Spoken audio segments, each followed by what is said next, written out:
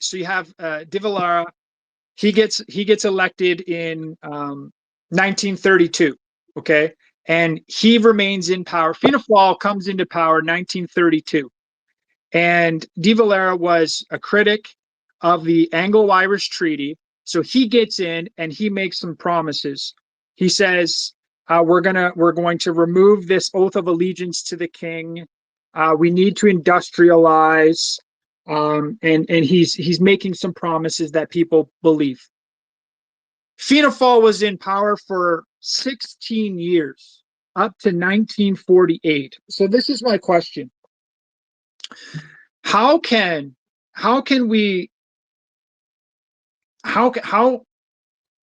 you mentioned that this state of emergency has been ongoing for an extended period of time, and you've proven it, and this is to the detriment of the people, because while under a state of emergency, the government can, it's similar to COVID, can override fundamental freedoms, of which we will get to soon, Mark. We got another hour left, so we're going to get to some parts of the Constitution as well. But this here is a problem because it overrides people's fundamental freedoms. Okay, got it. But I have a hard time understanding whose side is everyone on. So if Michael Collins and Arthur Griffith had approved this Anglo-Irish Treaty that was a terrible document, according to some, they were killed. And then the guy who was critical of that very document, De Valera, he comes in, he takes power for 16 years, and during this time, he implements this new constitution, and under his watch, this state of emergency is implemented and perpetuated. So in your mind, is De Valera also a bad actor? Sort of, he had set the ground, laid the ground for this perpetual emergency to be ongoing? Well, yes and no. He wanted to achieve the Irish independence, and he knew that there was, what would you call it, a West British influence in the country. He also knew that the North, that the treaty, he was being a diplomat and respecting the treaty. He also knew that there would have been all-out war if they did go and try and take the North. Why? Because it was a unionist state with allegiance to the King of England, and they wouldn't let their subjects be obliterated or put out, and their plantation plans and whatnot. So De Valera says, right, and that's why you have Article 3 in the nation, in the Constitution. So the nation is Article 1, 2, and 3. And Article 3 is, and this, it says, pending the reintegration of the national territory. So he accepted it. So he was accepting that Northern Ireland existed, right? So, and that's a problem, is it not? It's not a problem, because there was a unionist majority up there, and they were armed to the teeth. And they would have had all-out war in the south, and the British, as if the Irish had stepped across that line, the British would have invaded the south, and it would have obliterated the Irish people. We know that there, you know. So he was being smart, and he says, well, that's a 99-year leasehold, and that will run out. So the 1922 Constitution came into operation on the 6th of December, 1 year later, after it was terms of agreement was signed, on the 6th of December 1922. So 99 years, 365 days, 23 years, no, it's 364 days, 23 years, 59 minutes, and 59 seconds is the exact length of that Constitution, and that brings you up to midnight, 6th of December 2022. Okay? That's when that ran out. So what happens then? Well, Anuktaran Naharan came out, and he was trying to tell the people, without telling the people in so many words, we have to figure this out for ourselves.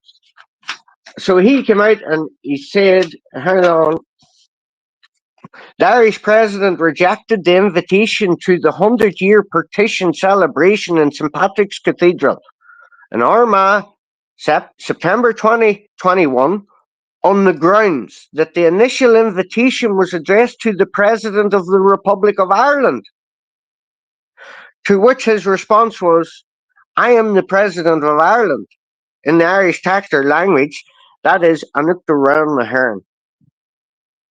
He stated, it isn't a neutral statement politically. What you do is you take out all the facts, and that's what I've done here. And those are the things that you don't dispute. And then you have all the interpretations. And then you can do all the rhetorical flourishes. So that's people's opinions. And let's be clear as well, as in relation to when you come to other things. That's why doing commemorations is difficult.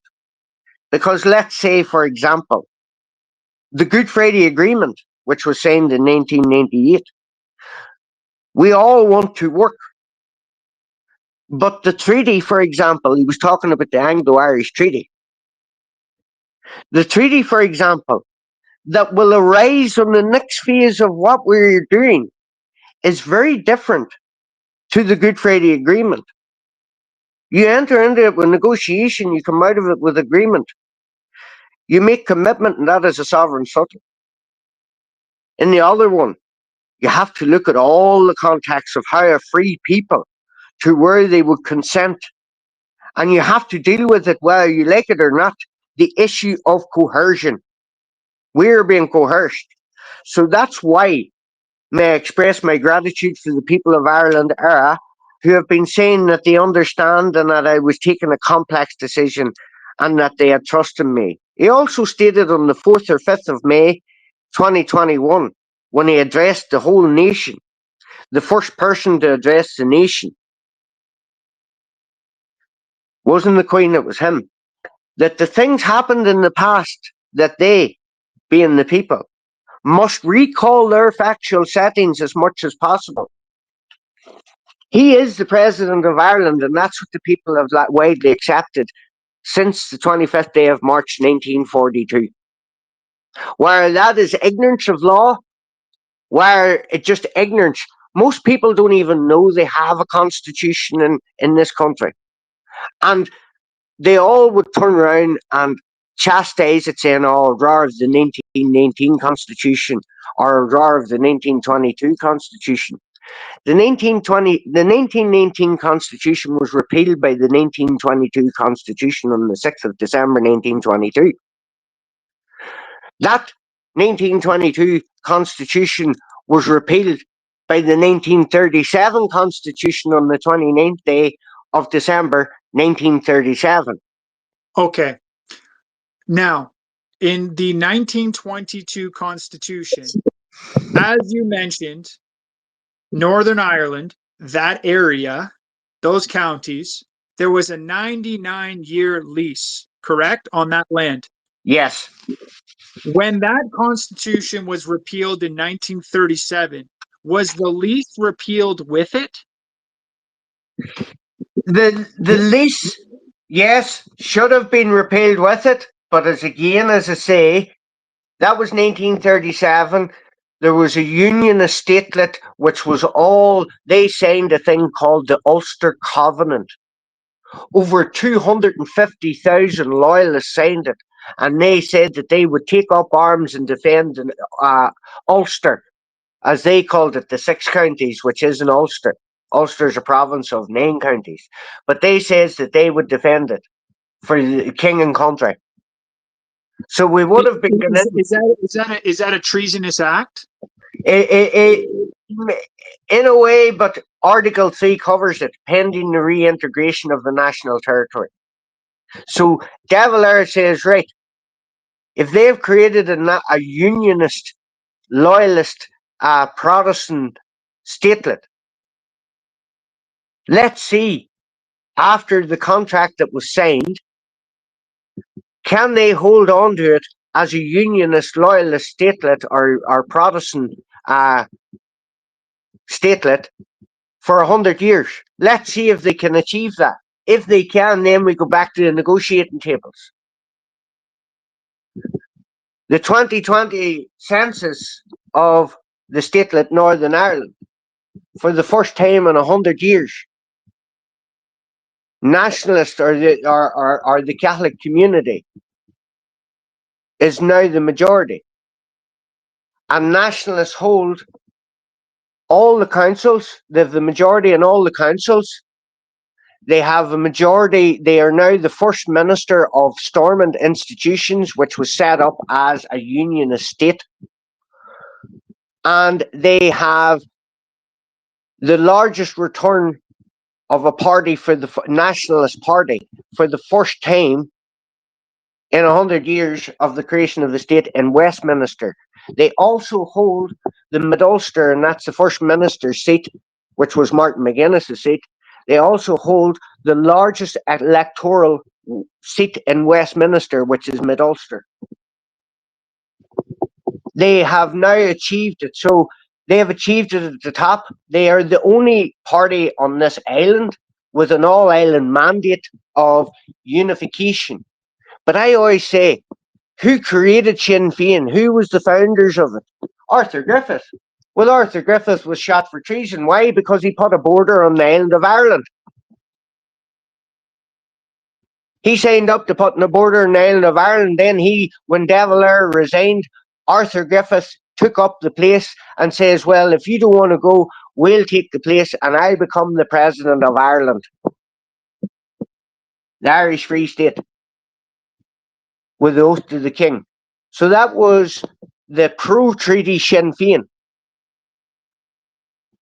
Now Sinn Féin adopted.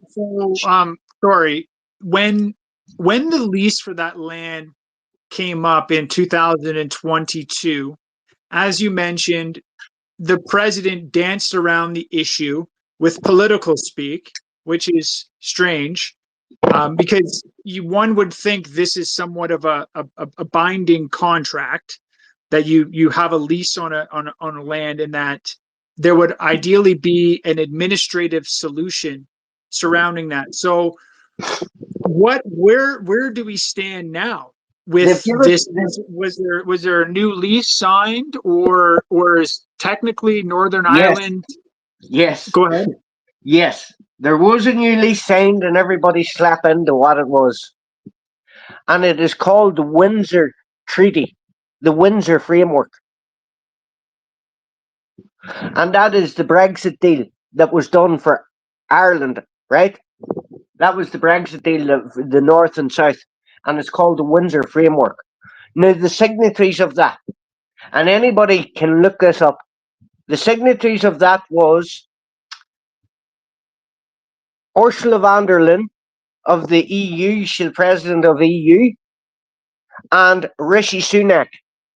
We're sitting around a treaty table with the European flag and the United Kingdom Union Jack. And after they came to an agreement, and that was on the 23rd of February 2023, so that was just after the Christmas holidays of 2022. So they got around the negotiating table. The people who think that they control both north and south of this island. And who did they bring it to for royal assent? The King of England. Oh, so there you go. Yeah. This is unbelievable, Mark. You're talking the Windsor Framework. The EU is at the table, not elected. Well, I don't know. Rishi Sunak, not elected. And then the king. Yeah. So where was the delegates of Ireland? Where was the Minister for Foreign Affairs? Where was the Taoiseach? Where was the First Minister for Northern Ireland? Where was the Secretary of State for Ireland? No, you had the Prime Minister of England and the president of the European Parliament discussing the future of this island, both north and south, for the next 100 years. And then they brought it to the King of England, King Charles Regis III, for royal assent. That is a fact, people. Nobody, and I have every book here. Now, people slag Éireann de Valera and call him Devil Éire. It's De Valera, okay? And they call him an infiltrator and all that. Well, Michael Collins, before he got involved, right? Michael Collins was trained in London at a prestigious school as a postmaster general for the British Empire. So anybody knows anything about postmaster generals, they control the territory, so they do, right? For wherever, right? The UPC, look it up, the Universal Postal Code. So he was already a postmaster general for the British Empire. Then he came over here. They came out with this film.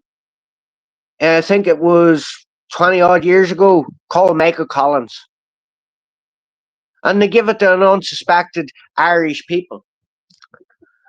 And they portrayed Michael Collins, and they've buried him in Glasnevin and all, and and they've put him out as the great hero and Michael Collins put the border on this island that we have been fighting for ever since, and says this does not give nations the freedom that we desire, but it gives us the opportunity to achieve it.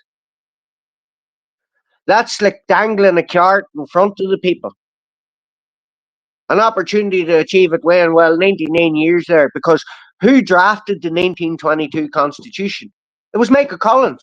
In fairness, the British Empire was still technically an empire at that point. So the amount of like diplomatic, the amount of cachet Collins and Griffith and De Valera was there too, Mark.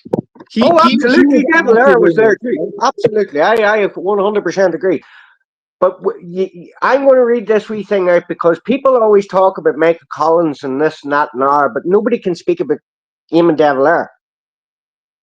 Nobody can talk. And this year was an RTE, 1982, 7 years after his death. And it was called The Age of De Valera, and it's a documentary, and you can get it on YouTube. And it opens up with, in the history of every people, there have been individuals whose impact, influence, and personality have set them apart from their contemporaries and earned for them a special consideration. Of all those intent on understanding the great impersonal forces and the decisive events which shaped a country's history, such a man was Éireann de Valera. A man whose towering presence, like O'Connell or Parnell before him, presides over a great part of the story of Ireland era in the first half of the 20th century. Sole surviving commander of the 1916 Rising, president of the first Dáil Éireann, leader of the Republican movement in the Civil War, founder and long-time leader of the most powerful and consistent, successful political party in Irish history, and indeed one of the most successful in modern Europe. European statesman at the League of Nations, and in the 1930s and afterwards, respected statesman on the world stage. The Taoiseach of the state for 20 years of its first 37 years of existence, and afterwards president for a further 14 years. The name De Valera immediately evokes a powerful response across the full spectrum of Irish political opinion, from unwavering loyalty to unmeasured devotion on the one hand, to deep-seated bitterness and hostility on the other. Furthermore, to the outside world, the name De Valera was almost synonymous with Ireland throughout the middle decades of this century, if not indeed right up to his death in 1975. Irish sovereignty, the independence of our country, were the governing passion of De Valera's life.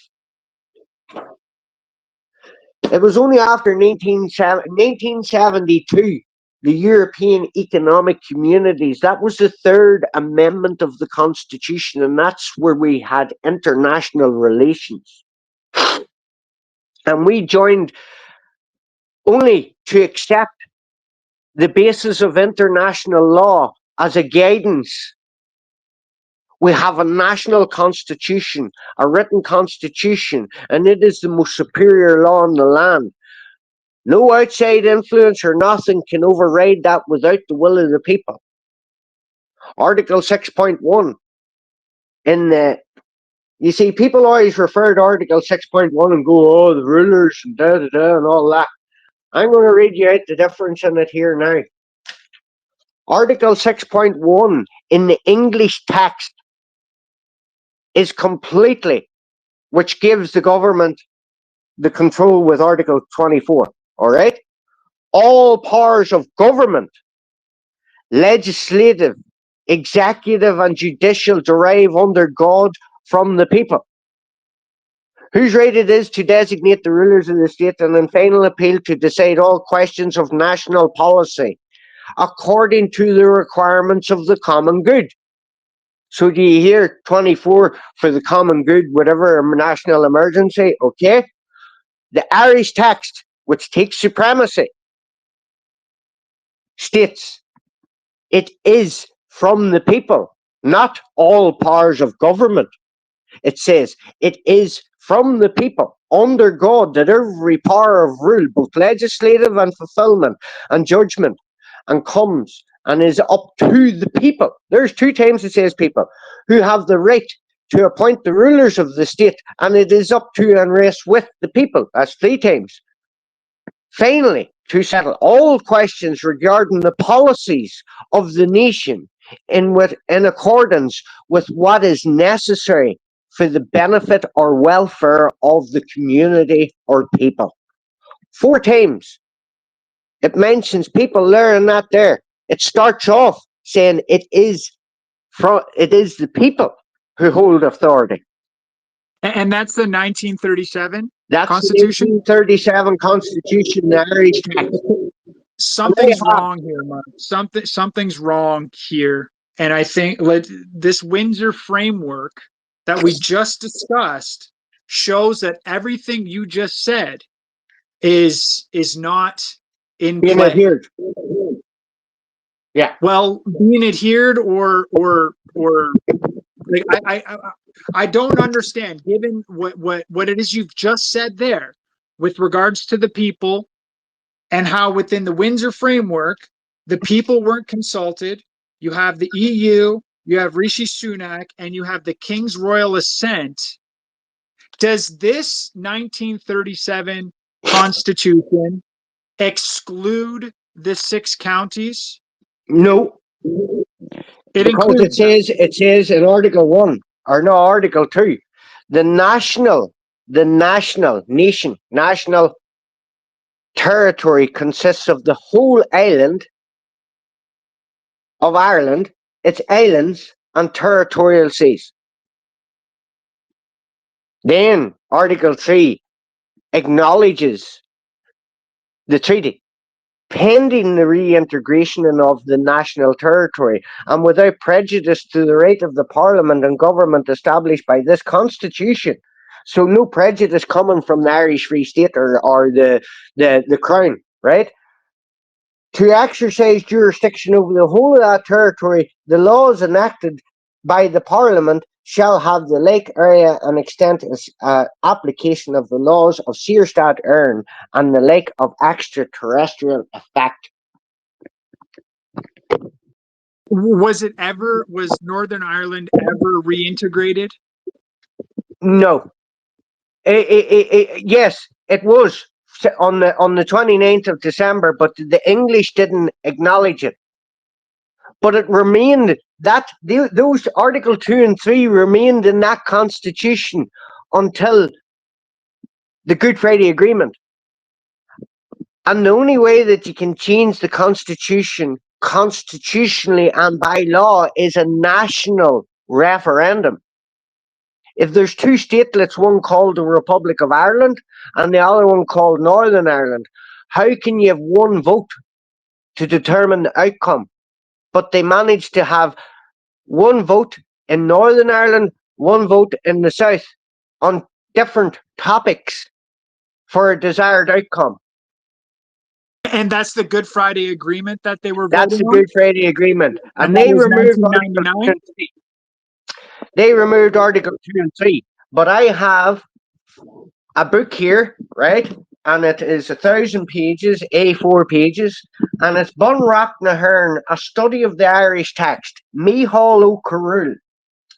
Professor Micheál O'Carroll, forwarded by Brian Lenihan, TD, Chairman of the All-Party Committee Oireachtas on the Constitution. And it is a study of the Irish text. And I went to, and it's within the website there as well, okay? We have a PDF of it up on the website. And if you go to the very back of it, they have 50 articles. Now, he done the Clode Gaelic. He took the Clode Gaelic and studied the Clode Gaelic. And if you go to the back of it, I was reading the back of it, looking at the Article 23 or 28.3.3. And he has put, if you go into emergency powers on the website, imminent issues, emergency powers, you'll be able to see all this. And he has put the full Clode Gaelic of the extended meaning. So he has added this in Clode Gaelic to the original text in this subsection. Time of war. This is the artificially extended meaning which came in 1939, people, okay? This is the part that keeps us perpetually in war. And it's an artificially, what does an artificial mean? Fake. Okay? So, in this subsection, time of war. Hold on. Sorry, very sorry to interrupt here. This point regarding a time of war, I need to ask, is there a paper trail of how often this time of war clause is reenacted? Could we follow year by year, going back all the way to 1939 when it was first enacted? Can we find out how often this thing is renewed?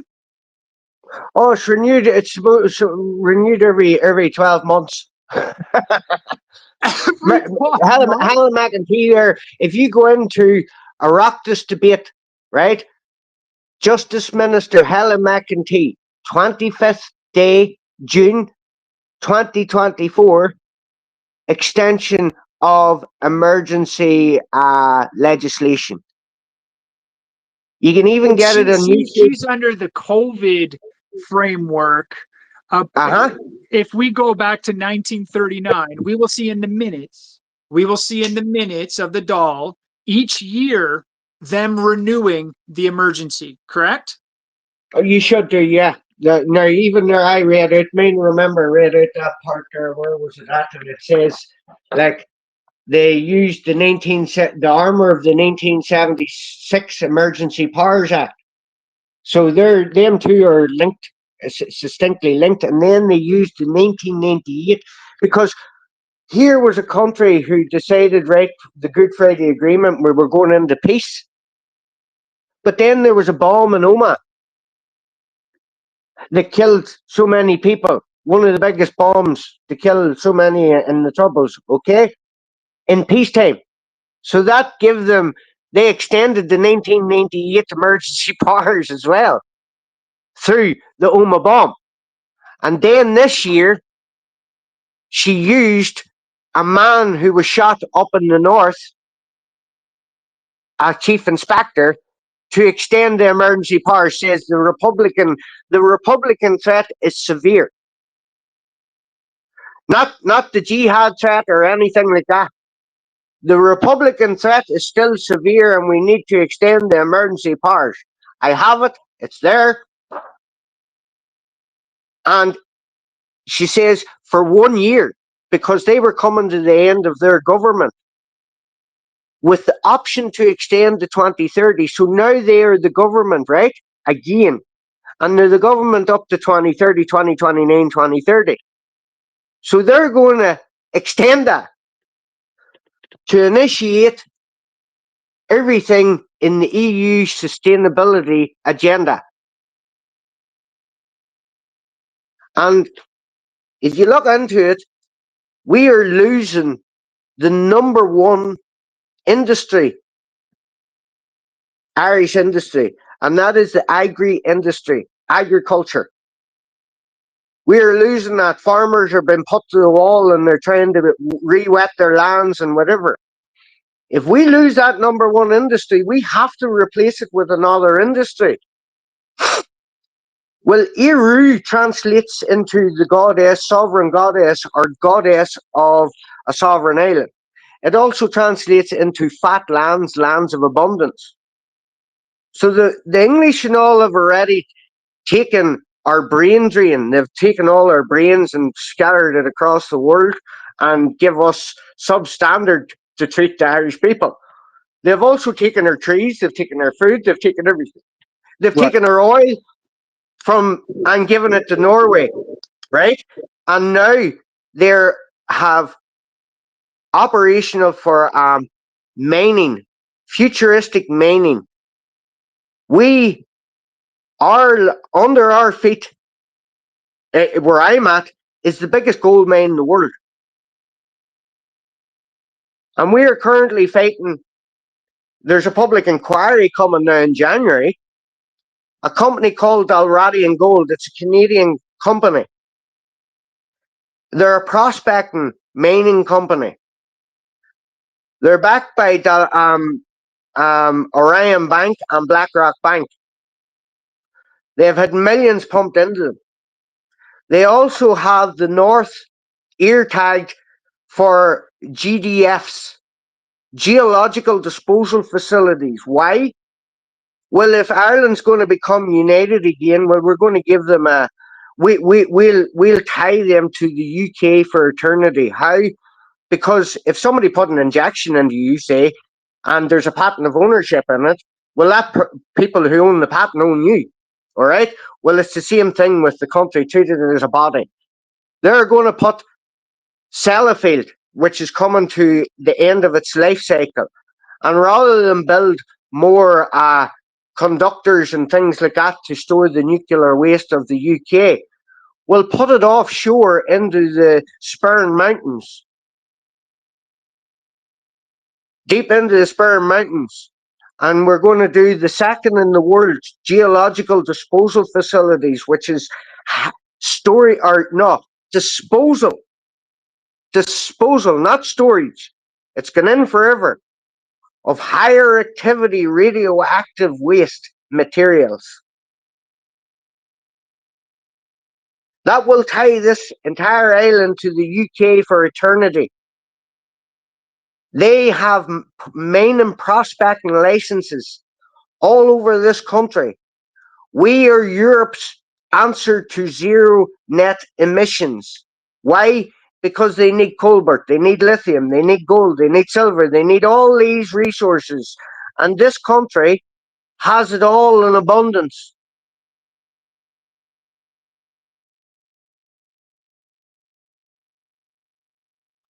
So they want to come in here, and this is fact, people. Look it up. That's why the tar mines and all is closed at the minute. They want in here. They want to take everything from our feet. So then you ask yourself, if you walked from the very northern point of this island to the very southern point and knocked every door in the road down that you seen and asked them, do they know any miners? They would most likely say no, they're farmers, they're fishers, there's a joiner here, an electrician, a doctor, whatever. No miners here. No, sure, where the fuck would they be mining? So then you look at all these African countries and Ukrainian countries. Ukraine is one of the biggest main countries in the world. So is Africa. So all these people would be experienced miners and explorers and, a cheap labour too.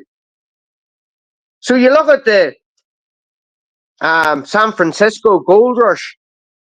Well, there was prefab towns popped up, wasn't there?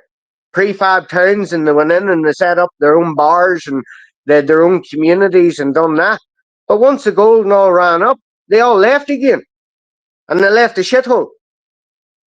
Now, the people of San Francisco didn't benefit from that. The people who were taking it out and all the what would you call it, shareholders and whatnot, all benefit from it. will the Crown, under the Crown, what do you call it? The Crown Act 1705, I think it is. It's where the Crown has taken control of everything here. So people were saying there, all the state controls all the resources and all that. That's correct. And as long as we keep calling the state Ireland, which is controlled by the United Kingdom or whatever, or EU, the name of the state's Éire. So if you open up the original constitution, the one that I have got, right, and you go to Article 4, it says the state. The name of the state with a capital S is Éire. Now, given they've spelt that with a capital E and a fada, right? Or in the English language, Ireland. Well, Ireland is spelt in italics, right? And then you go to the bottom and it says Ireland is a sovereign, independent, democratic state with a lowercase s. Why? Because Ireland is a statelet within a sovereign territory, right? So they've diminished its status with a lower s, okay? But you go over into the Irish of it, and in the official, which is still in the coinage to this day, Éire, spelt in Cloggailach, Éire is Anam Dom Stat with a capital S. And then if you look down below it, it says, or in the Saxe-Burla language, Ireland, in italic again. And then you go to Article 5, is stat, so it's saying Éire, and that's with a capital S. So you look over at the English, it's a small s for Ireland, but you look over at the Irish, it's a capital S. Now, anybody knows anything about describing something, well, if you were describing the name of a state or something, you would use a capital S.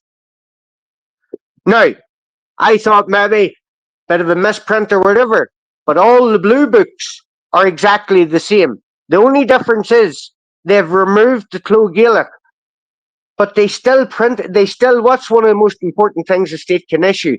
It's coinage and the name of the state and the coinage. The other thing is the passport. And on page 3 or 4 of the Irish passport, there's a map of the territory which the state issues. There's no border on it. And it's called Éire. It already is a republic, the Irish Republic. Why? Because the signatories of, and you can look this up, quick Google search Wikipedia, and you look at the signatories over on the left-hand side. Who was the signatories of the Anglo-Irish Treaty 1921? It'll say the Irish Republic. But the UK, back in 1919, didn't recognise the Irish Republic, but here they are 2 years later, a year and a half later, signing terms of agreement with them. Now, the French tipped their hat to us in 1919. That's why the 1919-1921 minutes of proceedings for the first Dáil Éireann, which I have here in my hand, is written in French, Cloggailach, and English. Third.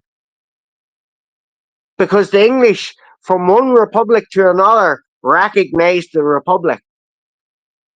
But that was lent to us, and then they took it off us again. So yes, it has been established, but they're operating as a de facto government of Ireland ever since 1942. Well, this Good Friday Agreement also tells us that it's not only being taken, if that's where we're going, if it's being taken, but in a certain sense, Mark, it's being offered, because the people of Northern Ireland and the Republic of Ireland voted on that Good Friday Agreement, and they voted to remove Article 2 and Article 3 from the 1937 Constitution. So they both agreed, and I actually think this might be a two-state solution, a two-statelet solution, actually, in That's what Ireland. they've left it to. That's what they've left it. That's the way they've left it. A two-state solution. But that's how they're bringing in all the influx of immigrations. Because what Sinn Féin and all agreed to add in was Article 2 and 3 in the new Blue Book, and that gives anybody the right to have citizenship of Ireland. They done away with the just solely, GUS space SOLI, and that's a Latin term, and that is your birthright. So we give away our birthright to this island with that. It was all done under false pretenses, and true Republicans were the same as anti-republic, anti-treaty, and pro-treaty back in the day. True Republicans in the North do not agree with the Good Friday Agreement. Why? Because Sinn Féin went into government under a British rule. They acknowledged the British rule, and they took out something which remained from 1937, that pending the reintegration. Well, why didn't they wait another 20 odd years until the 99-year lease ran out, Sinn Féin are in power, and then ask the people? Because people were under duress, and we would have signed up to anything. I live in the North. We lived in a full war, full on military. It was the biggest British military exercise and longest military exercise in British history on their own territory, so to speak. There was something like 100,000 soldiers here in these streets at any time, of nearly 900,000 people. So for every soldier there was 8 people, or whatever, 9 people. It was a ratio of 1 to 10 or something like that. And we remained under that, and we were getting blew up and bombed and shot and whatever, and it was all collusion by the state. That's all coming out. Collusion with the state, with the provost and with the UVF and whatever. They infiltrated them, and there was supergrasses, and it came to a stage where it was a pointless war because they couldn't win because they were that badly infiltrated. So they had to come and do some sort of agreement, and they did do an agreement. But as Michael D. Higgins says, the Good Friday Agreement, we all want to work, but let's be clear about this. The treaty, for example, which will arise in the next phase of what we are doing, the people must not be coerced. You see, the people aren't getting the truth, the whole truth, nothing but the truth. They're being told this, and people are getting distracted by this, that, and the other. Today, on RTE News app, right? I looked in on it, right? And I just says, I'm going to check this out. From top to bottom, all the stories, there's not one mention of Irish sovereignty and independence as a democratic state with democratic principles. There was no mention of the Constitution's enactment. Ireland's sovereignty, Ireland's neutrality, everything, all lies within this Constitution. So then you turn around and you ask yourself, well, they're the state broadcasters. So why wouldn't they do that? Because they don't want the people recognising that they have a constitution. They're happy enough with people standing outside buildings shouting, and they can throw resources at it. Why? Because the people's paying for it. That's why. So they don't care. Wreck your own streets. As long as you don't enter the courts and challenge this here with the Constitution, we'll continue doing what we're doing. I always say to people, fraud is only fraud when you call it out at the point of fraud. Nobody has really actually challenged this here to call this out, and that's why I'm pleading with the people. I don't even get a vote for the president, but yet I have an Irish passport. You know what I mean? I don't get a vote in that there. 3/4 doesn't make a whole, people. There's a quarter of this state, and while it remains under British occupation, we will always remain servitude under 2 statelets to the European Union and the British Crown, or both. And anybody else who has shareholders, multinational corporations coming in and stripping our resources and bleeding us dry under our noses until we waken up like the American people do. We have a constitution. Since, as I said, the 16th of March 2020, they've come after your personal rights. That's Article 40. Your Article 41, they've come after the family and the woman, right? And her life within the home. Article 41. Article 42, education. See, look what they're saying they're doing there for bringing in the EU legislation and all this durable relationship and transgenderism and all that they're teaching their children. And we're all upset about it because the Constitution doesn't permit it. Then you have Article 43, which is it religion, is it, or private property? Private property. And in private property, it states man in his natural virtue. So there's all the essence of natural law, which brings us back to the Bible. In the beginning, God made male and he made female. He made man. And out of that, he made male and female. And it was good. And he gave them dominion over the earth. So we have stewardship over this island. But until the people of this island waken up and stop arguing about which constitution's which, because constitutionally speaking, in law, anywhere in the world, if you walk in and say, oh, I'm standing under 1919, it has no legal effect. That's a fact. I have a letter from the Attorney General saying that. So people need to pull their head out of their hole and need to start educating themselves and start talking about what the state is not talking about. The state does not want people talking about constitutional rights. Why? Because we have a constitution, and that's the Achilles heel of the state and the government. And they don't want us to curtail them on their emergency powers. Why? Because they've been ruling with impunity over us for you look at Charlie Hockey and all that we're sitting going, how are these people so corrupt? Because they're working in a banana republic, that's why. Mark, yeah, you can hear me okay.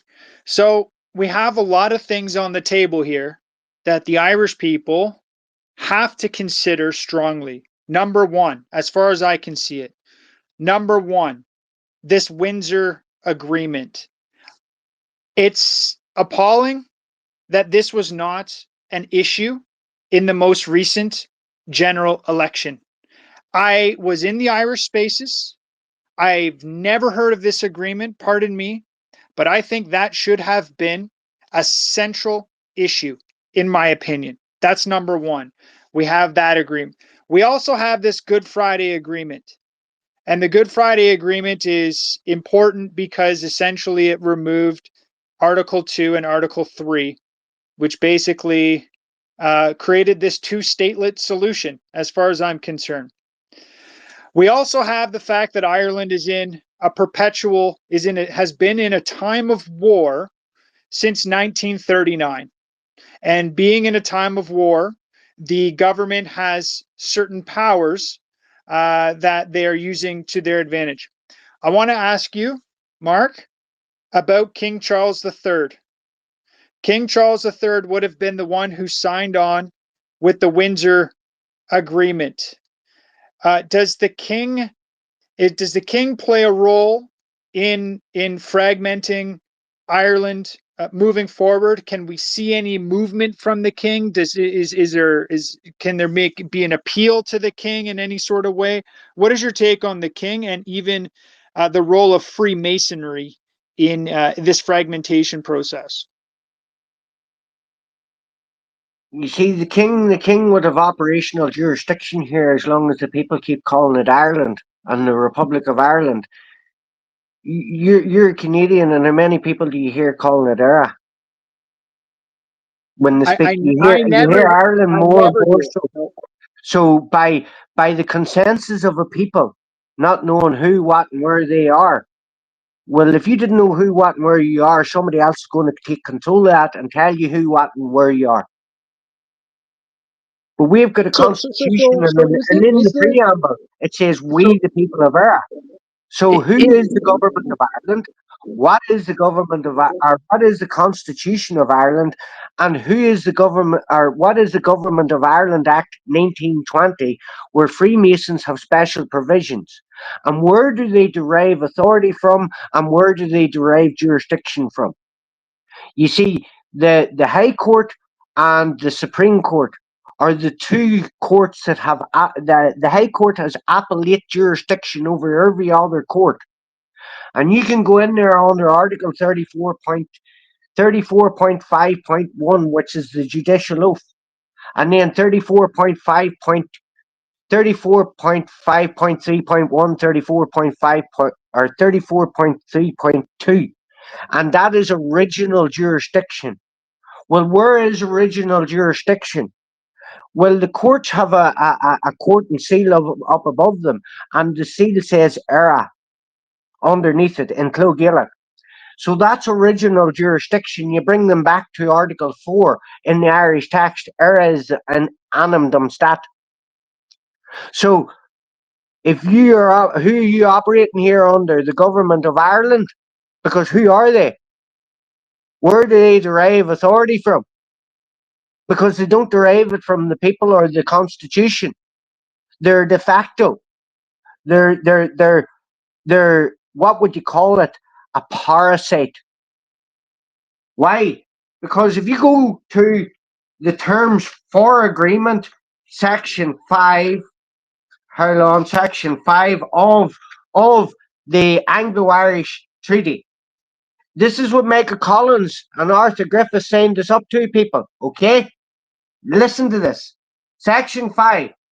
The Irish Free State shall assume liability for the service of the public debt for the United Kingdom as existing at the date of hereof and towards the payment of war pensions and existing at the date of the proportion as may be fair and equitable,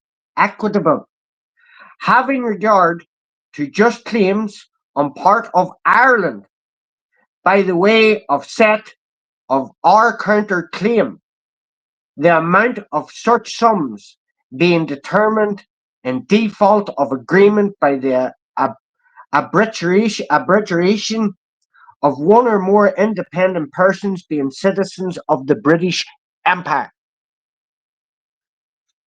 So, if you remove from the Clogillock, if you remove the fada, okay, or the Clogillock, you remove that, written in Clogillock, Éire or Éire is sovereign, independent state or island, right? If you remove the fada, it's a burden. So E without a fada, IRE means burden. Put the fada on it, and it means sovereign island. And that's the difference. We are being enslaved through words, text, and characteristics used on a piece of paper. We are being governed under debased Latin. Debased is less than. Our text is a form of Latin. And if you look up this here anywhere, is Latin one of the highest citations in law? Yes, it is. It is the highest citation in law. That's why they removed our script and orthography. And they give us, so if you go into a court with the blue book, you can only access English text, Roman text. All roads lead to Rome. Debased Latin. We're being, and people only think it's text, it's only words on a page. No. There was a specific. It seems to me, Mark, that there's a correlation occurring here. The correlation of the cultural genocide that may be occurring in Éire at this point in time is correlated with your rights. That your rights, as written in Clogillock, are as well. I mean, they're foundational, but many people I've heard say that there is an attack on Celtic culture, and given what you're putting forth here, that your constitutional rights and the validity of the Constitution is directly correlated to a specific language, Clo Gaelic, I find that to be an interesting parallel. Is there something to be gained by um, legally by this cultural attack on the Gaelic on the Celtic at this point? Well, that's exactly what even Collins, Griffith, and all, they were all, because the 1919 Constitution was written in Clo Gaelic. So if you established the Irish Republic in 1916, proclaimed it, then you had an all-Ireland election, and then you established a a government for that entire territory, because it was all Ireland, and it was written in Clo Gaelic. That is why they wrote the Constitution firstly in Clo Gaelic, to tie it succinctly up with 1919, 1918, and 1916. And I have written proof of that. They tied it up to the Irish Republic. The Republic of Ireland came as an act of the Crown in 1948, the Republic of Ireland Act. And any constitution, so if you, we have a very powerful thing, and it was established on Christmas Eve, 5 p.m., 1986, and it was Raymond Crotty versus An Taoiseach, and it was a judicial review on executive powers, being the 20 or the 15 ministers under Article 24, on initiating the European Single Act at the time, right? So We got 1 minute left, buddy. You gotta round it off here. That's a very interesting point you're raising. I'm familiar with that, but we do have 1 minute left. So that's the exact round same it as off. Marbury versus Madison, 1803, which was the U.S. Supreme Court establishing judicial review of executive powers, that the Constitution is not just a piece of paper, it is the rule of law for the land. And that is still in play today, and that was built in to the Constitution. But until somebody took it to a court and got a citation of it as case law, so we will be relying upon the principles of Crotty versus An Taoiseach 1987 and the Treaty of Rome, Article 177, Title 3, to challenge the EU Migration Pact and the validity of it, because durable relationships is mentioned in it nearly 45,000 times in EU legislation, and they withheld that from us, and we had a constitutional question on that very question, durable relationships, and 73% of the people came out and said no. And the government are using their will of emergency powers to push it through unscrutinized through both houses, with a bill at the end of it that is a cost to the public purse, and that is unconstitutional, repugnant, and should be deemed null and void. Thank you very much. Boom, boom.